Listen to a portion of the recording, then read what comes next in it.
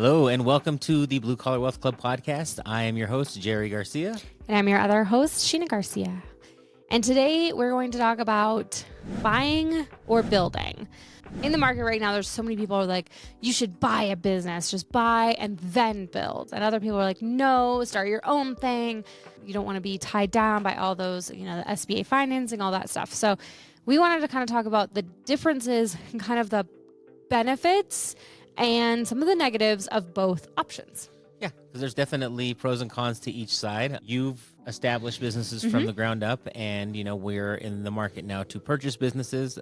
We have a little bit of experience on both sides, and so we just want to kind of talk you through it because there's definitely pros and cons, and for each person, it's going to depend on your situation as to which makes the most sense. Yeah, and I have clients that have done both. I have one client right now specifically that did buy a business. And honestly, it probably would have been better for him to just build from the ground up because he's completely refocused the business. And so now a lot of what he bought is not really that valuable to him. I think that's an important part of the discussion, right? As far as buying a business goes, you have to know what you're buying and what it's worth and what your direction for it is, because we've looked at a lot of businesses and sometimes you think you founded a pretty decent business, but when you dig into it, you realize that, okay, well, they don't really have anything established. You're really just buying their client base. You're really just purchasing a job. Yes. And so for some people, that's awesome. Some people are into it. They are looking to make some sort of a career shift and they have a little bit of money put away, and that's a way to do it, right? Like, look, I can buy an established book of business, hop right in, and then I can work on growing it, scaling it from there, and figuring out how to reach that next level. Yeah.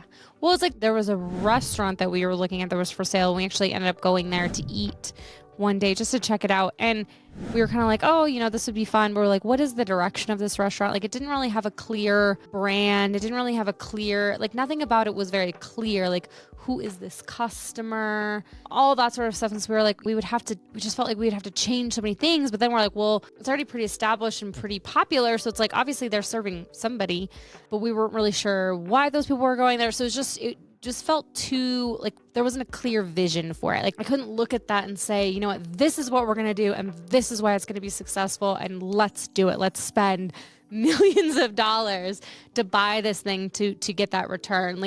Everything felt very squishy and vague. And so it was just like, you know what, it's not for us. Yeah, I mean, it called itself a steakhouse, but it seemed to be serving really cheap food, catering more toward like a family restaurant style, not what we would think of at all when we think steakhouse. And, they also very prominently labeled seafood, but didn't seem to have much seafood on their menus. It was just a lot of different things that seemed conflicting. And if we wanted to grow it, which is always our goal for purchasing a business, we're not looking for something that's necessarily turnkey.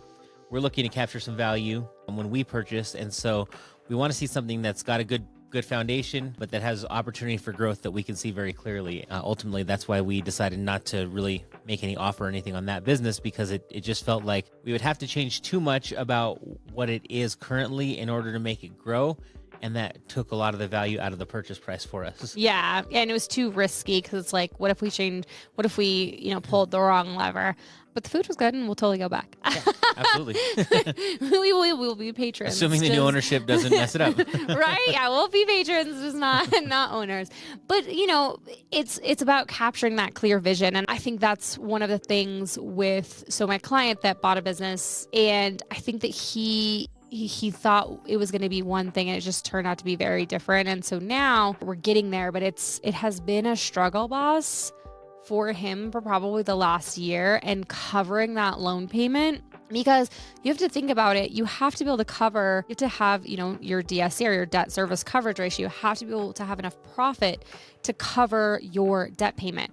Because what a lot of people don't understand is that your principal on a loan payment, especially your SBA loan payment, this is any loan payment, but specifically in talking about buying businesses, your SBA loan payment, or however you got the financing to buy the business, the principal on that is not considered a tax deductible expense. So if your loan payment principal is $10,000, $12,000, $15,000 a month, that's considered profits via the IRS. And so you're going to have to pay taxes on that every year, but also you're going to have enough cash flow and enough actual profitability to fund those payments. And that's why couple of the businesses we've looked at, once we did all the math and we did all the things and then we added, they looked profitable on paper now, but when we added in that loan payment, bye profits. Yeah. And then it's like, okay, cool. Now, we're going to have to do so much work.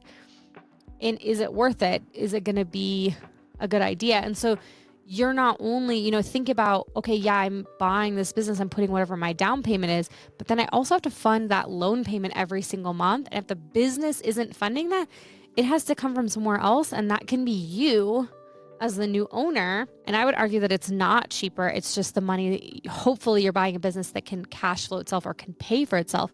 But if you're changing things and maybe things go awry, that might not happen that way. Yeah, and you're on the hook for those payments no matter what. Yeah. And that's a big part of the buying the business, because you're looking at numbers from the standpoint of the current business owner who owns it free and clear, right? Or at least the majority of it. They might owe money on equipment or anything like that, but the business itself is already paid for. So their profits may look great. They may be pulling in a very sizable profit every month, but you have to then, like you said, you have to take those numbers and then you have to add in that debt payment.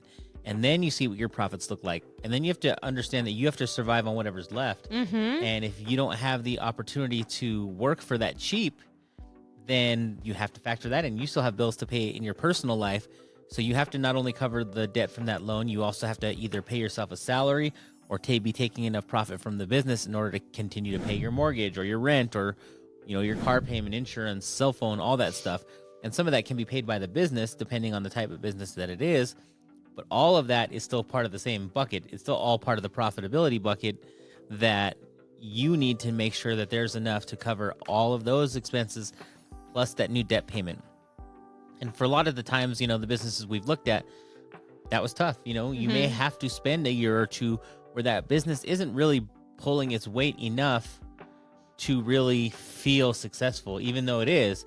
Because you are making profit. You are making enough profit to pay that debt down. And over time, that loan will get paid off, whether you refinance or whether you're able to just pay it off over the 10-year term or whatever it is with SBA. But yeah, it's a big factor in establishing whether it makes more sense for you to start a business from scratch or purchase a business. Sometimes if you're thinking, okay, then maybe I'll start from scratch, you also have to, you're going to have some capital, right? Either one of these situations, you need some sort of capital to put down, right? If you're going to do an SBA, you have to have a down payment. If you're going to start your own business, you need capital. You have to have some sort of runway, but just really creating that plan. And I think the biggest thing too is that vision, is truly having that vision for how am I going to make this successful, whether or not you're buying something and then building it or building it from scratch. Either direction, you have to know where you're going first. Yeah, some of the businesses we looked at, that was part of the issue, right? We looked at it and we're factoring in the debt and everything. We're like, well, we could just get this loan and just start it from scratch. Like, does this business really have any value once we factor in that a lot of the cost of the purchase price is the cost of the equipment? We could just buy this equipment and start it ourselves. Do they have enough of a name or an established customer base to really be any different than if you were starting from scratch and just spending some of the capital that you get on marketing in that equipment? And, so there's a lot to factor in, and you really want to make sure that you're thinking through all of the details when you're looking at buying a business, and then compare it to what that looks like starting from scratch. 100%. Because I think we've just seen a few of them, and they wanted these prices that just seemed a little bit outlandish to us because, well, the cost of buying the equipment that you own that we'd be purchasing is not very much. Your business has been around, but it hasn't really grown that much, especially in certain circles. We have a lot of connections where we would instantly be able to say, hey, look, we now do this. And there would be a lot of people that would say, great, I've been looking for somebody, or I'm always willing to send you some referrals because we're well established in our network of people just in general. So almost regardless of what business we choose, we're going to have some circle of influence that would send us business. Yeah. I mean, and thinking to yourself, okay, if I'm going to pay blank amount of money for this business, is that less than or equal to the amount of time, energy, and money I would spend building it myself? And if you can't answer yes to that, then it's probably not a good deal. Now, this is very different when talking about a bolt-on. So if you already have an established business and you're going to buy a bolt-on, that's a completely different scenario than if you are going into a completely new field. Like, for instance, like we don't own a restaurant, so that would be a new field. We Right. don't. We currently do not own a home service construction business. So for us, the first one would be the first one we own at this juncture. Now later, when we're going to buy bolt-ons or things, other services we can add, that's a strategic maneuver that can help you expand your business, and it's very different. I have a client right now that they're a franchise. They just bought many more territories off someone who didn't want to do it anymore. And yes, they paid a very strong amount, but it was worth every penny because now they basically own the entire metro that they're in. So it was worth it. Yeah, and bolt-ons. Yeah, bolt-ons are a great strategic move. Once you have a business and you have it established, especially when they're kind of adjacent. You know, if you own like a painting business and you want to add on a pressure washing business, which is kind of cheap anyway. Even if you could just buy the pressure washer, but if you have an established company that has a customer base already, you can then just buy that and say, look, why don't we pressure wash first, or pressure wash your driveway, get everything looking fresh for you.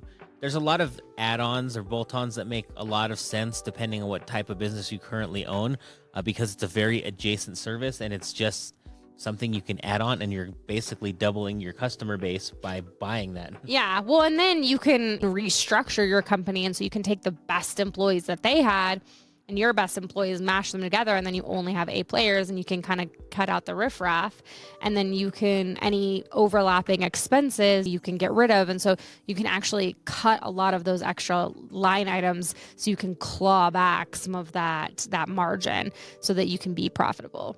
And then, yeah, you're doubling your exposure, you're doubling your client base, your database, all of those sorts of things. So Easy, bolt-ons, yeah. bolt-ons are great and are completely different. But in terms of like starting completely from scratch, your first kind of foray, which one to do, you really have to look at both sides of the coin. And then you have to think about how much energy you're willing to put out to establish yourself as a brand. Yeah, because starting from scratch is a whole other beast. I mean, especially if you have no experience at it, it's going to be something, it's going to be a lot of trial and error. Because when you're first starting out, you really can't afford to hire a consultant to help you through a lot of this stuff. You may afford to have conversations with somebody like us to help you through some times, but for a while, it's really going to be you trying some things and hopefully leaning on other business owners that you know who can give you some advice. And when they first started out, there is that established period where it's going to be, quite a while before you're taking a regular paycheck for yourself. And that is something to factor in pretty heavily. What else can you be doing to make money while your business is getting off the ground and not making money? That's something to factor in. Most people cannot afford to just not work for 6 months, a year, 2 years while their business gets off the ground. Are you driving Lyft? Are you working somewhere else in the evenings so that you can spend your days working on this business? Are you willing to do both? Do you have the energy? How old are you? How much energy do you have on a regular basis to really dig in and do that kind of thing? I did it, but I did it when I was in my very early 30s. And that seems like it would be a lot harder these days, especially we have 3 children who have school, who have after school activities. Navigating all this stuff is important when you're talking about starting something from scratch and knowing that you still have to make some kind of income, at least in most cases, in order to survive. Yeah. So, I mean, really thinking about that. And sometimes if you get the right business, maybe that person is the person who's selling it to you is taking a paycheck and they have profitability. So even if your profitability goes to 0, you can just like reassign that paycheck to yourself. And that can kind of ease the pain a little bit. We're just really looking at those things and saying, okay, what is going to be the best option for me? Because I really don't think it's one size fits all. Like so many of these talking heads are like, this is the way. And it's like, yeah, that is a way, but it's not necessarily the way. And it's important to really kind of dig into these talking heads, the gurus. They'll always sell you on something. It's important to know if it's something that they've done before. A lot of times these guys are selling something that they don't even do full time themselves. And well, that's, that too. And that's okay. But the kind of effect it has on people when they listen is it makes them feel like, oh, I'm so behind in life. I need to do this. And come to find out, a lot of these guys that, you you may be looking up to or listening to. Well, it turns out that, they have a very successful spouse, so they don't really need their income, and they're able to kind of do this full time, but they're not really making a ton of money at it. Or B, they have a full-time job that they work outside of this, and that's how they make the majority of their money. There's just so much to know about all of this to really understand that, it's not one size fits all. Just because they're telling you this doesn't mean that they've even got to that level themselves yet. Yeah, I mean, and I always say, like, there is no such thing as an overnight success. And so you really have to, when you see these people that you've never heard of and all of a sudden there's everywhere and it's, oh my gosh, they did it so quickly. And you really need to delve in and look at the full story. I mean, even some people who are looked up to, like, we'll take Dave Ramsey, for example. He has declared bankruptcy, And so it's like, you can't look, what is the old adage? Like, you can't look at their chapter 20 and compare it to your chapter 1. So just really, figuring out what's best for you and for your situation. And, maybe buying a business is the best option, but maybe it's not. Maybe starting your own thing is the best option for you, but really looking at both sides of that coin and saying, okay, which one is going to serve me and my goals the best? And now I'm going to go find this.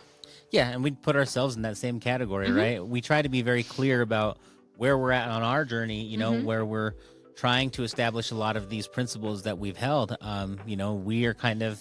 We had a restart in life, both going through divorce, both having children, and now we're coming to this second phase in our lives and really trying to establish all the things that we've learned that we have yet to be able to implement on a large scale yet. A lot of this stuff is coming. We're out there, we're shopping, we're doing everything that we preach. We're currently realigning. I've joined Your Pocket CFO with Sheena as the COO, and we're working on, dialing in the operations of the company so that we can grow that and scale that. So we're on this journey with you. And so we never want to make it seem like we're want to be those talking heads.